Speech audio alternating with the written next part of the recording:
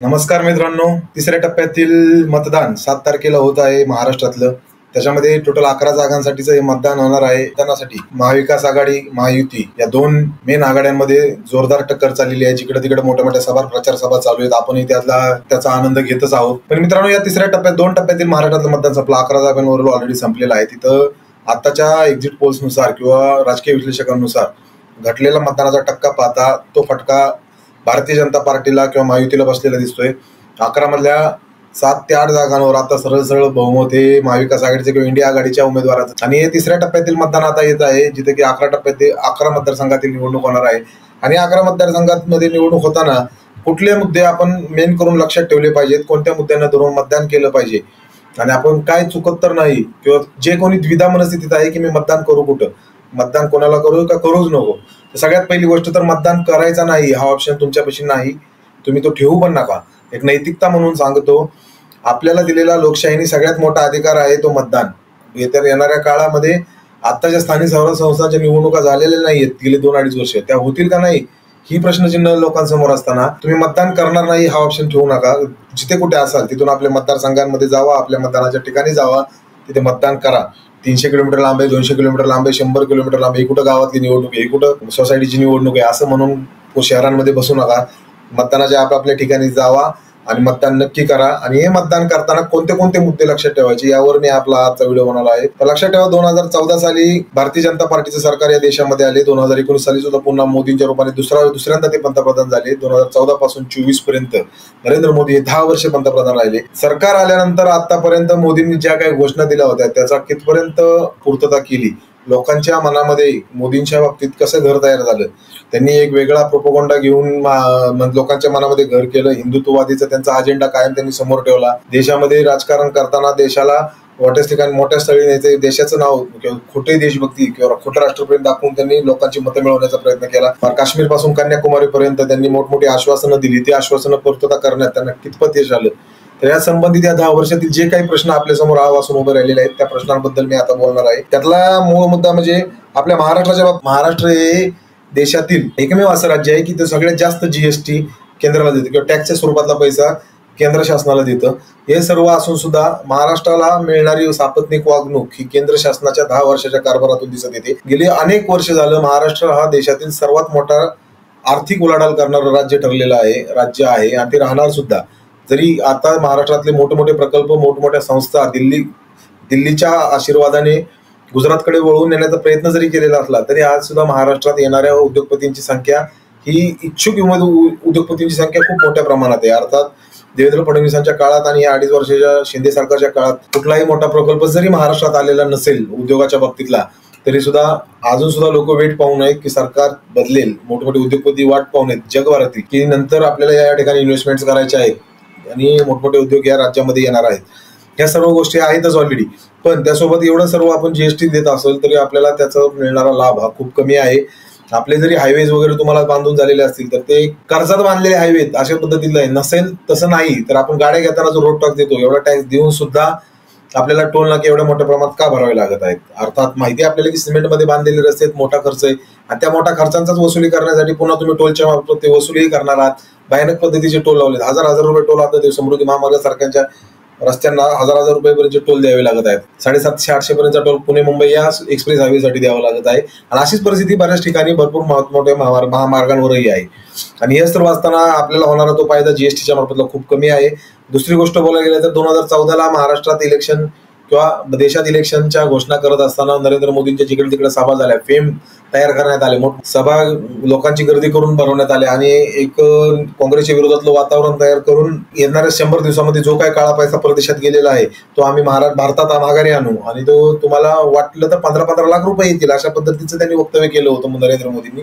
अर्थात तो जुमला होता जरी त्यांनी सांगितलेला असेल, आपण यावेळेस ते गृहीत जरी धरलं, पण 100 दिवसात काळा पैसा भारतात यायला पाहिजे होता. तो आला का? त्यानंतर त्यांनी नोटबंदीही केली काळा पैशाचं नाव घेऊन किंवा भ्रष्टाचारी पैशांचं नाव घेऊन. तर त्या नोटबंदीमधून सुद्धा सगळा रेव्हेन्यू माघारी आरबीआयकडे जमा झाला. जवळपास 99% पैसे नोटा या पूर्ण जमा झाल्या. त्यातही कुठला भ्रष्टाचार बाहेर निघाला नाही. मग तुम्ही कुठल्या गोष्टींवर हे निर्णय घेत गेला किंवा लोकांना वेटीस धरत गेला? नोटबंदीमध्ये लाईनीमध्ये उभा राहून जवळपास 500 ते 600 लोकांचा मृत्यू देशभरामध्ये झाला. या सर्व परिस्थितीमध्ये तुम्ही आतंकवाद संपवू म्हणला तर काश्मीरच्या खोऱ्यामध्ये तिथं आतंकवाद्यांकडे 2000च्या नवीन नोटा सापडल्या नोटबंदी झाल्याच्या नंतरच्या 2-4 महिन्यांमध्ये. तर अशी परिस्थिती आली. मग काळ्या पैशाचं झालं काय? तुम्ही 100 दिवसात काळा पैसे आणणार होते झालं काय? स्विस बँकेच्या रिपोर्टचं झालं काय? त्यानंतर तुम्ही 2021 पर्यंत शेतकऱ्यांचे उत्पन्न डबल करणार होता. ऐवजी शेतकऱ्यांचा खर्च टिबल झाला, पण उत्पन्न मात्र घटलं. दुधाचे रेट आज पडलेले आहेत. कांद्याचे रेट काय झालेले? निर्यात बंदीवर कसं तुमचं राजकारण केलं जातं आणि राज्याकनीच आता निर्यात बंदीचे खेळ खेळायला लागले. गुजरातच्या कांद्याला निर्यातीला परवानगी आणि महाराष्ट्रातील कांद्याला बंदी. आणि आता एवढे बॉम्ब झाल्यामुळे काल कांद्याची निर्यात बंदी काहीतरी उठवली. तुम्ही शिवस्मारकाचं आश्वासन आम्हाला महाराष्ट्रात दिलं होतं. त्या शिवस्मारकाच्या आश्वासनाचं काय झालं? एकतर ती महत्वाची गोष्ट म्हणजे लोकांची मागणी नव्हतीच. तुम्हीच तुमच्या मतदानाच्या हव्यासापोटी ती घोषणा केली आणि करायचं म्हणून तुम्ही भूमिपूजनही केलं, पण त्याचं केलं काहीच नाही. ही अशी धुळफेक लोकांच्या डोळ्यात का करण्यात येते? हा प्रश्न आपल्याला पडला पाहिजे. महाराष्ट्रातील मोठमोठे प्रकल्प, त्यातले त्यात वेदांता फॉक्सकॉन गाजलेला प्रकल्प 1.5 लाख कोटींची गुंतवणूक पुणे आणि आसपासच्या MIDC मध्ये येणार होती. त्यामुळे मिळणारा रोजगार हा जवळपास 1 लाख ते 2 लाख पर्यंतचा डायरेक्ट आणि इनडायरेक्ट रोजगार इथल्या तरुणांना मिळणार होता. आणि हे गुजरातला पळवण्याचं काम इथल्या देवेंद्र फडणवीस, एकनाथ शिंदे यांच्या सरकारने तर केंद्रातील अमित शहा आणि नरेंद्र मोदींनी केले. वर्षाला 2 कोटी रोजगार तुम्ही देण्याचे आश्वासन दिलेलं होतं. गेल्या 10 वर्षात 20 कोटी लोकांना रोजगार भेटायला हवा होता. त्याऐवजी तुम्हाला 80 करोड तुम्ही मोफत राशन दिले म्हणून घोषणा करताय 5 किलो प्रत्येक घराला. काय करायचं त्या 5 किलो राशनाचा? उलट त्यांना तुम्ही अशी त्यांची आर्थिक स्थिरता आणायला पाहिजे की ते स्वतः राशन घेऊन खाल्लं पाहिजे त्यांनी. तुम्ही काय करताय काय? लोकांना अजून गरिबी ढकलायचं काम करताय का? त्यांना त्यांचे 5 किलो राशन घेण्याची सुद्धा ऐपत तुम्ही ठेवलेली नाही. एवढी गरिबी तुम्ही त्यांच्यावर आणली आहे. वर्षाला 2 कोटी रोजगार देणार होते, तर त्या गोष्टीचं काय झालं?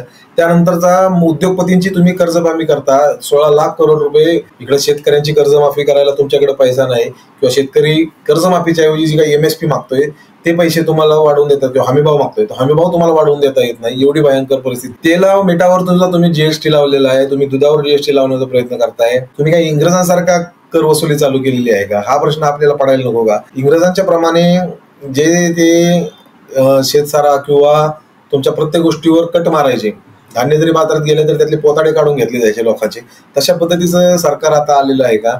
तुम्ही लोकांच्या अन्नधान्यावर सुद्धा टॅक्सेस लावावं लागलेत, जी की लोकांची दैनंदिन गरज आहे, त्यांचा तो अधिकार आहे. त्या अधिकारांवर तुम्ही घाला घालण्याचा प्रयत्न केलेला आहात. दिल्लीच्या सीमेवर शेतकऱ्यांनी आंदोलन केलं होतं MSP साठी आणि काळ्या कायद्यांच्या विरोधात, जे की काळे कायदे नरेंद्र मोदींनी आणले होते. त्या काळ्या कायद्यांच्या विरोधात आंदोलन करणाऱ्या शेतकऱ्यांवर तुम्ही 13 ते 14 महिने वेटीस धरलं. 3ही सीझन त्यांची तिथंच गेली. ऊन, वारा, पाऊस, थंडी या सर्व गोष्टींमधून ते शेतकरी आंदोलन करत होते. तर त्यांच्यावर गाड्या चालवण्यात आल्या, लाठीमार करण्यात आला, त्यांच्या अश्रुधुरांच्या नळकांड्या फोडण्यात आल्या, गोळीबार झाले. 700 शेतकऱ्यांचा मृत्यू या आंदोलनाच्या दरम्यान झाला. त्याचं उत्तर कोण देणार आहे? हे 10 वर्षातच का झालं? तुम्ही शेतकऱ्यांचं भलं करायसाठी आलेले सत्तेमध्ये तुम्ही शेतकऱ्यांचं एवढं नुकसान कसं काय करून दिलं? मणिपूर मधील जे काही 4 महिने 5 महिने चाललेलं आंदोलन होतं 2 सामाजिक समुदायांमधील, ते तुम्हाला मिटवण्यात अपयश का आलं? तिथं आया बहिणींची पार्टी उघडं करून त्यांना दिंड काढण्यात आली आणि तोपर्यंत तुम्ही एवढे गप्प का बसली? एकदाही त्या लोकांशी तिथं चर्चा केलेली नाही किंवा त्यांचं काय प्रश्न आहे ते समजून घेण्याचा प्रयत्न केला नाही. अशा पद्धतीचं निष्ठुर सरकार तुम्ही कसे आहात? 10 वर्ष तुम्ही सरकारमध्ये राहून लोकांमध्ये जाऊन त्यांचे प्रश्न समजून घेण्याची तुमची दानत होत नाही. मग कशा पद्धतीने तुम्हाला तिसऱ्यांदा पंतप्रधान करायचं किंवा तिसऱ्यांदा मतदान करायचं? महिला खेळाडू आंदोलन करत होत्या दिल्लीतील मैदानांवर, जंतर मंतरला, तर तिथं तुम्ही ज्यांच्या विरोधात तक्रार होती त्या तक्रारीला उत्तर न देता तुम्ही उलट त्याच खासदाराला त्याला संरक्षण दिलं, त्याला पाठिंबा दिला, त्याचं कुस्तीगीर संघटनेचं पद आहे असं ठेवलं, काही दिवसांसाठी काढलं, परत दिलं. त्याच्याच मुलाला आता पूर्ण उमेदवारी दिली. ब्रिजभूषण सिंग यांच्याबद्दलचं बोलतोय मी. तर हे तुम्हाला महिलांबाबतीचा सन्मान काय राहिलेला नाहीये का? उगाच नुसतं मोठ्या गप्पा मारायच्या, वुमन एम्पॉवरमेंट, बेटी बचावचं प्रश्न मारायचं आणि बेटीच्याच सुरक्षिततेची काळजी नाही घ्यायची. अशा पद्धतीचं तुमचं मन कसं धडसवतं आणि खोटे भाषणं मात्र तुम्ही मोठे जोरात करतात. झूठ बोलो, बार झूठ बोलो. इलेक्ट्रॉल बॉन्डचा काळा पैसा जो कॅशचा होता तो तुम्ही व्हाईट करून घ्यायला सुरुवात केली इलेक्ट्रॉल बॉन्डच्या या नीतीच्या माध्यमातून. 2019 साली आलेली इलेक्ट्रॉल बॉन्डची तुमचं बिल होतं, त्यानुसार तुम्ही राजकीय पक्षांना इलेक्ट्रॉल बॉन्डच्या माध्यमातून पैसा घेण्याची परमिशन चालू करून दिली. स्वतः त्याच्यामध्ये हजारो कोटी 12,000 ते 13,000 कोटी इलेक्ट्रॉल बॉन्डच्या मध्ये भारतीय जनता पार्टीने पैसे घेतले. त्याच्यामध्ये वेगवेगळ्या कंपन्यांकडून ज्यांना तुम्ही कॉन्ट्रॅक्ट दिले त्यांच्याकडून पैसे घेतले, ज्यांना तुम्ही ED आणि CBIच्या केसेसमध्ये अडकवले त्यांच्याकडून तुम्ही पैसे घेतले. सट्टे बाजारात फेमस असणाऱ्या कंपनीकडून, फ्युचर गेमिंग या कंपनीकडून तुम्ही पैसे घेतले. पुलवामा हल्ल्यात RDX कुठून आलं याचा शोध मात्र तुम्हाला लागला नाही. पण पुलवामा हल्ल्याच्या 1 महिन्यानंतर पाकिस्तानमध्ये स्थित असणाऱ्या हब टेक्नॉलॉजी या कंपनीकडून तुम्ही देणग्या घेतल्या. गायींची कत्तल करणाऱ्या अलाना इंडस्ट्रीज कडून तुम्ही देणग्या घेतल्या. हे कोणत्या प्रकारचं राजकारण आहे मोदीजी? आणि कशा पद्धतीने तुम्ही लेटरवानचा पैसा वापरला? मोठमोठ्या खनन उद्योगांमध्ये असणाऱ्या कंपन्यांकडून तुम्ही त्यांना कॉन्ट्रॅक्ट देऊन देणग्या घेण्यात आल्या. काय आहे? रेमडेसिवीर सारख्या घातक इंजेक्शन्स, जे की WHO ने मान्यता नाकारलेल्या इंजेक्शन्सचा वापर करून तुम्ही लोकांना ट्रीटमेंट केली आणि त्याच जे रेमडेसिवीर बनवते त्याच कंपन्यांकडनं तुम्ही देणग्या घेतल्या. असं का? पंतप्रधान असून तुम्ही धर्म आणि द्वेषाचं राजकारण तुमच्या स्टेजवरून करताना दिसता. तुम्ही 10 वर्ष पंतप्रधान राहिले. भारतीय इतिहासात 18वी लोकसभेचे इलेक्शन लागलेले हे 17 लोकसभांमधील तुमच्या जर 2 टर्म सोडल्या तर 15 लोकसभांमधील एकाही पंतप्रधानाचं भाषण जाहीर माध्यमांवर किंवा जाहीर स्टेजवर कुठंच असं दिसणार आहे की त्यांनी जाती किंवा धर्मामध्ये भांडणं लावलेली आहेत. ते पदावर असताना सुद्धा आणि पदावर राहिल्याच्या नंतर सुद्धा. तर तुम्ही नरेंद्र मोदी, तुम्हाला असं का वाटलं की स्टेजवर जावं आणि हिंदू मुस्लिमांमध्ये द्वेष घडवून आणावं किंवा भांडणं लावून द्यावेत?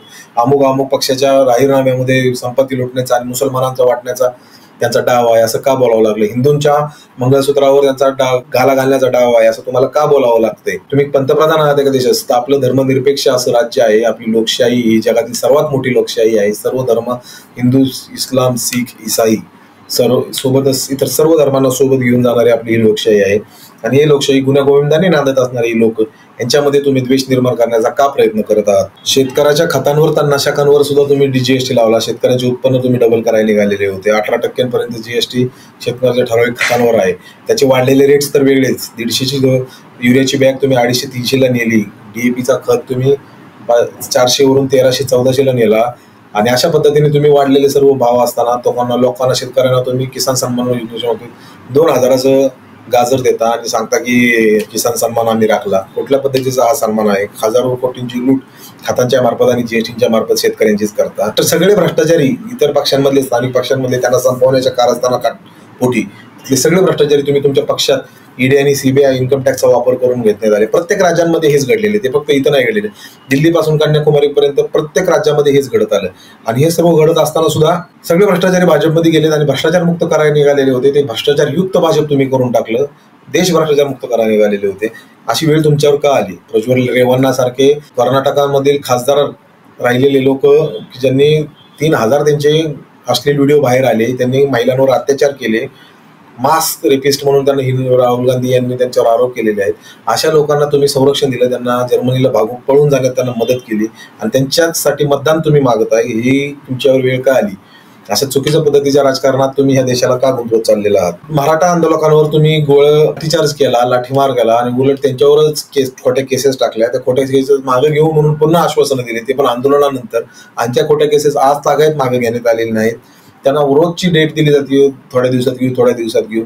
तुम्ही मनोज जरांगेंवर SIT बसवली. का बसवली? ते एका समाजाचा प्रश्न पुढे घेऊन आले म्हणून बसवले का? छगन भुजबळ सारख्या OBC नेत्याला तुम्ही पुढे करून हिंदू, मराठा, OBC आणि धनगरांमध्ये वाद निर्माण करण्याचा प्रयत्न केला, जे की तुम्ही 10 वर्ष झाले करतच आलेला आहे.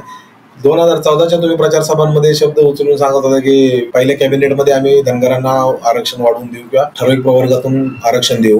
ते आज तागत तुम्ही देऊ शकलेला नाहीत. अशा खोट्या आश्वासनांवर तुम्ही विविध समाज घटकांना वेठीस का धरता? हा प्रश्न आज तुमच्या समोर लोक विचारत आहेत. महाराष्ट्रातील जे कोणी राष्ट्रपुरुष असतील, महात्मा ज्योतिबा फुले, सावित्रीबाई फुले, छत्रपती शिवाजी महाराज, संभाजी महाराज यांच्यावर वाईट पद्धतीचे वक्तव्य भाजपच्या काही नेत्यांनी, तसेच भगतसिंग कोश्यारी, राज्यपाल, महाराष्ट्राचे माजी राज्यपाल, त्यांनी केलेले होते. त्यावर तुमच्याकडनं उग्र शब्द सुद्धा निघालेला नाही. मोदीजी, तुम्ही महाराष्ट्रात आलात, 11 सभा घेतल्या, मराठा आंदोलन मोठं होतं, महाराष्ट्रातल्या अस्मितेवर घाला घालण्याचा प्रयत्न तुमच्या लोकांकडून झाला होता. तुम्ही त्यावर एक शब्द सुद्धा काढलेला नाही. एकही शब्द न करता तुम्ही माघारी गेले. नुसते मोदींना तिसऱ्यांदा पंतप्रधान करायचंय, 400 पार करायचे. कशासाठी करायचे? तुम्हाला जर आमच्या अस्मितेचं, आमच्या भल्याचंच पडलेलं नाही तर तुम्हाला आम्ही तिसऱ्यांदा पंतप्रधान का करायचंय? सर्व समाजातील लोकांना आरक्षणाबाबतीत वेगवेगळे त्यांना आश्वासनं देण्यात आली, ती कुठल्याच बाबतीत पूर्ण झालेली नाही. या पद्धतीने असे आणि अनेक प्रश्न आपल्यासमोर आवासून उभे आहेत मित्रांनो. आणि याच प्रश्नांना धरून तुमच्या मनाला प्रश्न पडला पाहिजे. हे जे आहेत हे संविधानिक प्रश्न आहेत. छोटे मोठी कामं नाही आहेत. लोकांना पाण्याचे, विजेचे, रस्त्याचे, घरांचे प्रश्न नाहीत. हे मोठे देशासमोर आवासून असलेले प्रश्न आहेत, की त्यांनी स्वतःच आश्वासनं दिली होती आणि त्याबद्दल कुठलीही पूर्तता झाली नाही. वाढलेली महागाई ही प्रचंड आहे. गॅस, डिझेल, पेट्रोल, डाळी, दैनंदिन वस्तू याबद्दल वाढलेला खर्च हा भयानक आहे. तुमच्या औषध उपचारांवर वाढलेले खर्च भयानक आहेत, प्रचंड असे खर्च आहेत ते. आणि या खर्चांवर तुमचे काय पॉलिसी आहेत, कसे तुम्ही कमी करणार आहात, काय तुम्ही लोकांना साठी संध्या उपलब्ध करून देणार आहात देशभरात, हे सांगायचं सोडून तुम्ही अजून सुद्धा हिंदू राष्ट्र मुस्लिम राष्ट्र किंवा हिंदू मुस्लिम अशा तुमच्या भाषणांमध्ये मुद्दे घेऊन तुम्ही भांडण लावायचा प्रयत्न करतात. हे योग्य नाही. मतदार राजा, तुम्ही राजे आहात ह्या देशाचे. तुमच्या हातात सर्वात मोठा अधिकार मतदानाचा आहे. येत्या 7 तारखेला तिसऱ्या टप्प्यातील मतदान होताना ह्या गोष्टींवर आपण ज्या आजच्या व्हिडिओमध्ये बोललो त्या गोष्टींवर नक्की विचार करा आणि तुमचं मतदान करा. स्थानिक नेते तुम्हाला बोलताना दिसतील. मूलतः पश्चिम महाराष्ट्रामध्ये अजित पवार, देवेंद्र फडणवीस किंवा त्यांचे जे उमेदवार आहेत किंवा त्यांचे जे आमदार आहेत ते बोलताना दिसत आहेत लोकांना की आपल्या भागातला पाण्याचा प्रश्न, विजेचा प्रश्न सोडवायचा असेल तर आपल्याला अमुक उमेदवार निवडून द्यावा लागेल, नाही तर आपल्याला या अडचणी येणार आहेत. आमदारांच्या स्तरावर ते प्रश्न आहेत, पण ते सोडवण्यासाठी तुम्ही लोकांकडे मताची भीक मागताय की हा प्रश्न सोडवायचा असेल तर या अमुक उमेदवाराला निवडून दे. का आमदार आमच्याकडे मिंदे नाहीत का? 3 महिन्यांनी तुम्हाला परत आमच्या समोरच उभा राहायचं ना विधानसभेसाठी मतदान मागायला. मग का म्हणून तुम्हाला आम्ही त्या प्रश्नांवरून आत्ताच तुम्हाला मतदान करायचं? लोकांची जर इच्छा झालेली असेल की महाविकास आघाडीला पाठिंबा द्यायचा आहे तर ते महाविकास आघाडीला पाठिंबा देणार. ते तुमच्या असल्या धमक्यांना घाबरणार नाहीत. लोक स्वतःहून पुढे आलेले आहेत.